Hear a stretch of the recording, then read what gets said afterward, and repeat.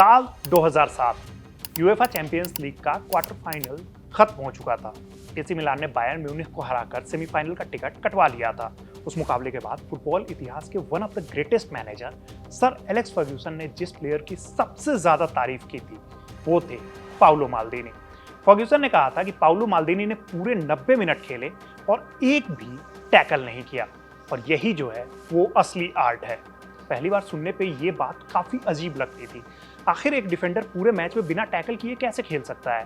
क्योंकि हम बचपन से यही देखते आए हैं कि डिफेंडर का काम ही है स्लाइड मारना, स्ट्राइकर्स को रोकना, आखिरी सेकंड में जान लगाकर गोल को बचा लेना।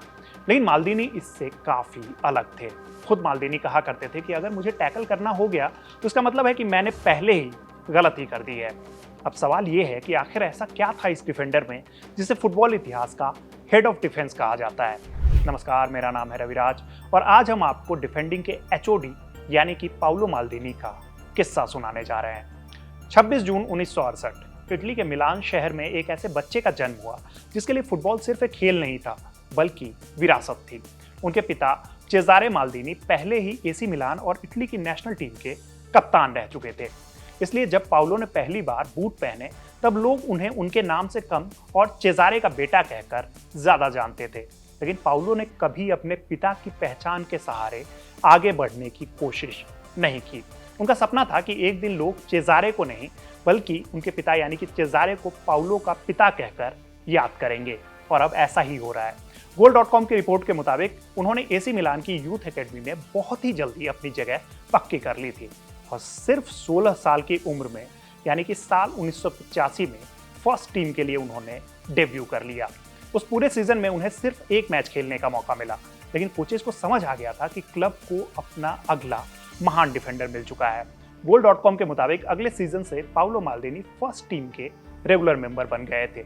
शुरुआत उन्होंने राइट बैक के तौर पर की, लेकिन कोच अरीगो साकी ने जल्द ही उन्हें लेफ्ट बैक पर खेलने की जिम्मेदारी दे दी। लेकिन अब माल्दीनी के साथ यहाँ पे एक दिक्कत थी। उनका बायां पैर जो था वो उतना मजबूत नहीं था। कोई दूसरा प्लेयर होता तो शायद उस पोजीशन पर खेलने के लिए मना कर देता, लेकिन माल्दीनी सबसे अलग थे। उन्होंने महीनों तक सिर्फ अपने लेफ्ट फुट पर मेहनत की। घंटों वो अकेले प्रैक्टिस करते थे ताकि दोनों पैरों से वो बराबर कॉन्फिडेंस के साथ खेल सकें, और यही मेहनत आगे चलकर उनकी सबसे बड़ी ताकत बनने वाली थी। कुछ ही सालों में वो ऐसे डिफेंडर बन चुके थे जो लेफ्ट बैक, राइट बैक और सेंटर बैक तीनों पोजीशन पर दुनिया के बेस्ट प्लेयर्स में गिने जाते थे। उनकी पहचान सिर्फ ताकतवर डिफेंडर की नहीं थी बल्कि बेहद समझदार फुटबॉलर की बनने लगी थी। साल 1987 में एसी मिलान में बड़ा बदलाव देखने को मिला। सिल्वियो बर्लुस्कोनी क्लब के मालिक बन चुके थे। इसके बाद मार्को वैन वेस्टेन, रूड हुलिट और फ्रैंक राइकार्ड जैसे सुपरस्टार्स एसी मिलान पहुंचे। दुनिया उनकी अटैकिंग फुटबॉल की तो बात करती ही थी, लेकिन उस टीम की असली नींव जो थी वो डिफेंस थी। पाउलो माल्दीनी, फ्रांको बेरेजी, माउरो तासोती और एलेसांद्रो कोस्टा कुर्ता की बैकलाइन इतनी मजबूत थी कि स्ट्राइकर्स पूरे मैच में एक क्लियर चांस बनाने के लिए भी तरस जाते थे, और यही टीम आगे चलकर द इमोर्टल्स के नाम से मशहूर हुई।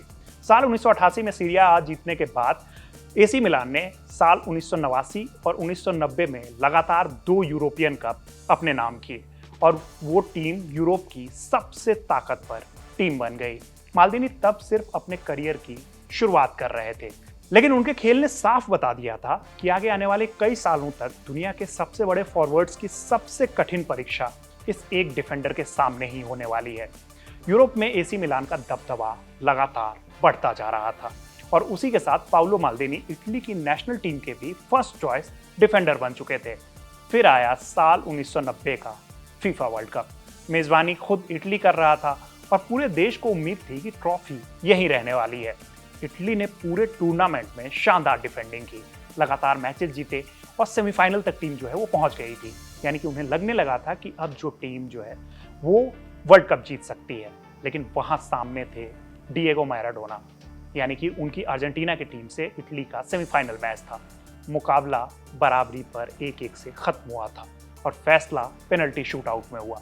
अर्जेंटीना इस मैच को जीत गया और पूरा इटली तब खामोश हो गया। यह माल्दीनी के इंटरनेशनल करियर का पहला बड़ा हार्ट ब्रेक था, लेकिन इसी टूर्नामेंट ने एक बात पूरी दुनिया को समझा दी कि इटली को अपना नया डिफेंस लीडर मिल चुका था। एक ऐसा प्लेयर जो अगले 2 दशकों तक फुटबॉल की सबसे मजबूत डिफेंस का चेहरा बनने वाला था। साल 1994 में अमेरिका में फीफा वर्ल्ड कप खेला जा रहा था। इटली एक बार फिर से फाइनल तक पहुंच चुका था और इस बार सामने थी ब्राजील। एक तरफ रोमारियो और बेबेतो जैसे घातक अटैकर्स, दूसरी तरफ पाउलो माल्दीनी की अगुवाई वाली इटली की डिफेंस। पूरे टूर्नामेंट में माल्दीनी ने दिखा दिया था कि वो सिर्फ यूरोप के नहीं बल्कि दुनिया के सबसे भरोसेमंद डिफेंडर्स में से एक बन चुके हैं।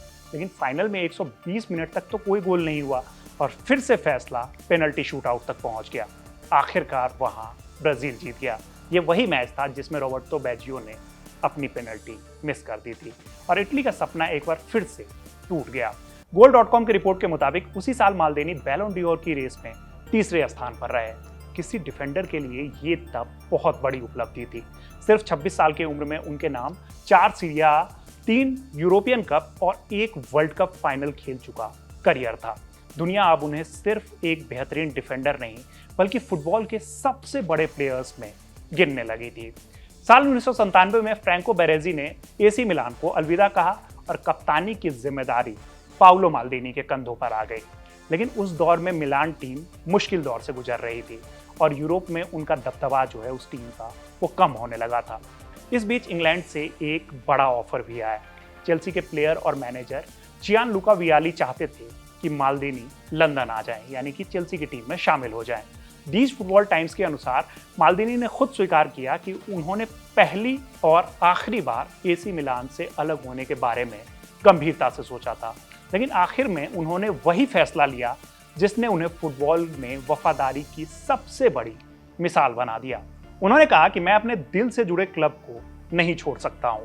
उस एक फैसले ने उन्हें सिर्फ एक महान प्लेयर नहीं बल्कि एसी मिलान की पहचान बना दिया। फिर आता है साल 2003, यूएफा चैंपियंस लीग का फाइनल। सामने थी यूवेंटस और मुकाबला था 2 दिग्गज इटालियन क्लब्स के बीच। 120 मिनट तक यहां भी कोई गोल नहीं होता है। फैसला फिर से पेनल्टी शूटआउट में होता है और इस बार किस्मत माल्दीनी के साथ थी। एसी मिलान यूरोप का चैंपियन बन गया। ये सिर्फ एक ट्रॉफी नहीं थी। Goal.com की रिपोर्ट के मुताबिक ठीक 40 साल पहले 1963 में उनके पिता चेज़ारे माल्दीनी ने भी एसी मिलान के कप्तान के तौर पर यूरोपियन कप उठाया था। अब वही ट्रॉफी उनके बेटे पाउलो ने कप्तान बनकर उठा ली थी। फुटबॉल इतिहास में ऐसे पल बहुत कम आते हैं जब एक ही परिवार की 2 जनरेशन एक ही क्लब की कप्तानी करते हुए यूरोप की सबसे बड़ी ट्रॉफी जीत ले। उस रात पाउलो माल्दीनी सिर्फ चैंपियन नहीं बने बल्कि अपने पिता की विरासत को वो और ऊंचाइयों पर ले गए। लेकिन फुटबॉल हमेशा फेरी टेल नहीं लिखता। साल 2005 का UEFA champions league final, Istanbul में ये मैच था। एसी मिलान और लिवरपूल के बीच में ये फाइनल मैच खेला जा रहा था। मैच शुरू हुए सिर्फ 52 सेकंड हुए थे कि पाउलो माल्दीनी ने गोल दाग दिया। आज भी ये चैंपियंस लीग फाइनल के इतिहास के सबसे तेज गोलों में गिना जाता है। फर्स्ट हाफ तक मिलान की टीम जो है वो 3-0 से आगे हो चुकी थी। ऐसा लग रहा था कि ट्रॉफी एक बार फिर से माल्दीनी के हाथ में ही होगी। लेकिन सेकेंड हाफ में लिवरपूल ने खेल को पूरी तरीके से पलट दिया। सिर्फ 6 से 7 मिनट के भीतर टीम ने 3 गोल कर दिए। मैच पेनल्टी शूटआउट तक गया और वहां मिलान की टीम हार गई। ये माल्दीनी के करियर की सबसे दर्दनाक हारों में से एक थी। लेकिन महान प्लेयर्स हार से टूटते नहीं हैं, उससे और ज्यादा मजबूत बनते हैं। 2 साल बाद फिर वही लिवरपूल फिर से फाइनल में एसी मिलान के सामने था। इस बार एथेंस में कहानी अलग थी। मिलान ने इस मैच में 2-1 से जीत हासिल की और माल्दीनी ने अपने करियर का 5वां चैंपियंस लीग खिताब जीत लिया। इस्तांबुल का दर्द आखिरकार एथेंस में खत्म हो चुका था।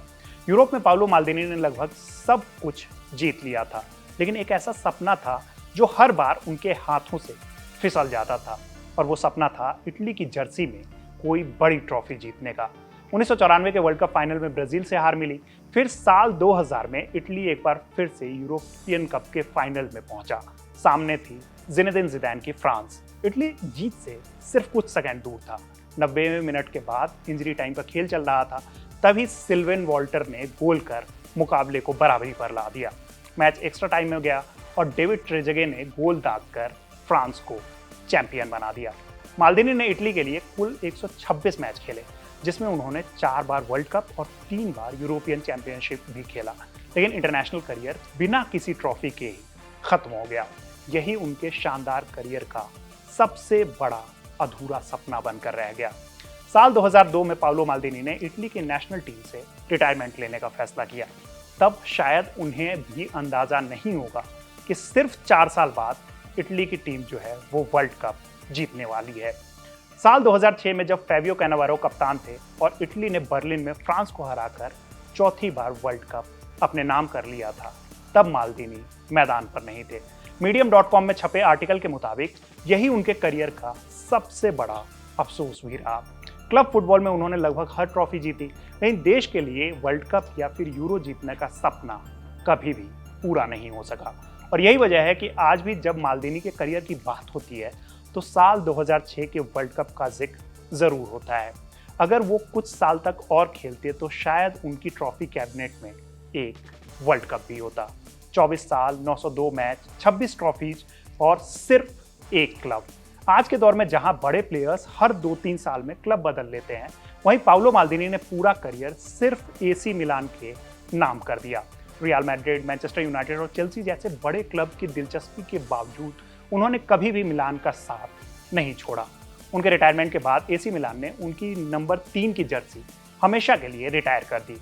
क्लब ने तब ये तय किया कि अगर भविष्य में माल्दीनी परिवार की अगली पीढ़ी मिलान की पहली टीम तक पहुंचती है, तभी ये नंबर दोबारा किसी प्लेयर को मिलेगा। बाद में उनके बेटे डेनियल माल्दीनी भी मिलान की फर्स्ट टीम तक पहुंचे, लेकिन उन्होंने वो जर्सी नहीं पहनी क्योंकि आप उन्हें नंबर 27 की जर्सी में देखे होंगे।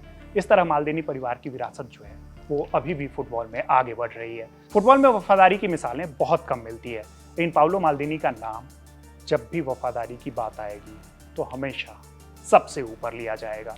तो ये थी पाओलो माल्दीनी की कहानी। ये कहानी आपको कैसी लगी हमें कमेंट बॉक्स में ज़रूर बताइएगा, और साथ ही साथ जैसे आप सजेशंस देते रहते हैं कि अगली स्टोरी किस प्लेयर के बारे में की जाए, वो सजेशन देते रहिएगा। मेरा नाम है रविराज और इस वीडियो को शूट किया है हमारे भाई दीपक ने। देखते रहिए कड़क। धन्यवाद।